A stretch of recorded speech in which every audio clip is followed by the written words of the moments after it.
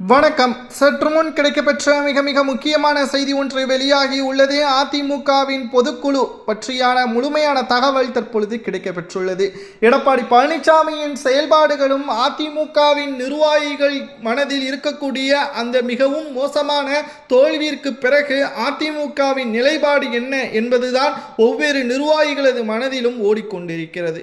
CV. சண்முகத்தின் நிலைப்பாடு என்ன என்பது கூட தெரியாமல் தற்பொழுது அதிமுகவில் பரபரப்பான சூழல் நடந்து கொண்டிருக்கக்கூடிய நிலையில் நேற்று இரவோடு இரவாக அதிமுகவின் தலைமை பொறுப்புகளையும் மாற்றியுள்ளார்.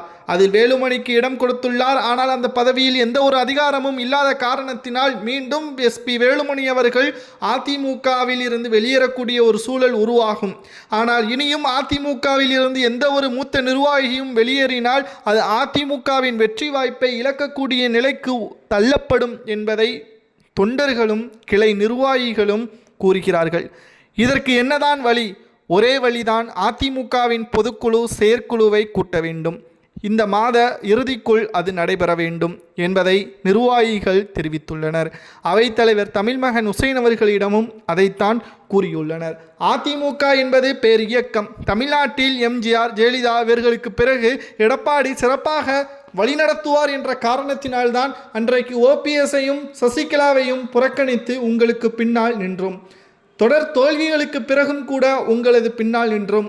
ஆனால் சட்டசபை தேர்தலில் எதிர்க்கட்சி அந்தஸ்தை கூட நம்மால் பெற முடியவில்லை என்றால் அது நிச்சயம் அதிமுகவின் நிலைப்பாடு என்ன என்பது மக்கள் கேள்வி கேட்க ஆரம்பித்து விட்டார்கள். இதனால் நிச்சயம் தமிழக அரசியலில் மிகப்பெரிய அளவில் அதிமுக எடுக்கக்கூடிய முடிவுகள்தான் எதிர்கால அரசியலில் ஆட்சியை அமைக்குமா என்பதை தீர்மானிக்கக்கூடிய பொறுப்பில் நாம் இப்பொழுது இருக்கிறோம்.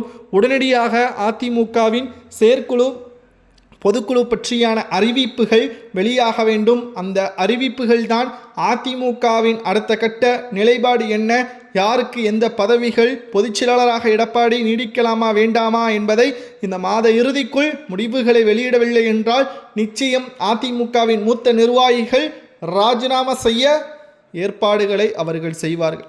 அப்படி ஏற்பாடுகளை அவர்கள் செய்யக்கூடிய ஒரு சூழல் உருவாகும் பட்சத்தில் அதிமுகவின் நிலைப்பாடுகள் தோல்வி மட்டும்தான் அதிமுகவிற்கு கிடைக்குமே தவிர வெற்றி வாய்ப்பு அதிமுகவிற்கு ஒருபோதும் கிடைக்காது. இதுதான் எடப்பாடி ஆசைப்படுகிறாரா? செயற்குழுவையும் பொதுக்குழுவையும் கூட்டுவதில் எடப்பாடிக்கு என்ன ஒட்டுமொத்தமான இழப்பு? ஒரு இழப்பும் கிடையாது.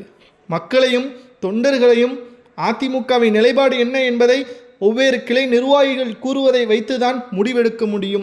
எஸ்பி வேலுமணி அவர்கள் ராஜினாமா செய்வதற்கு முன்பாகவே பொதுக்குழுவை கூட்ட வேண்டும் என்று நிர்வாகிகள் கூறுவதை பற்றி உங்களது கருத்துக்களை கமெண்ட் வாயிலாக கூறுங்கள்.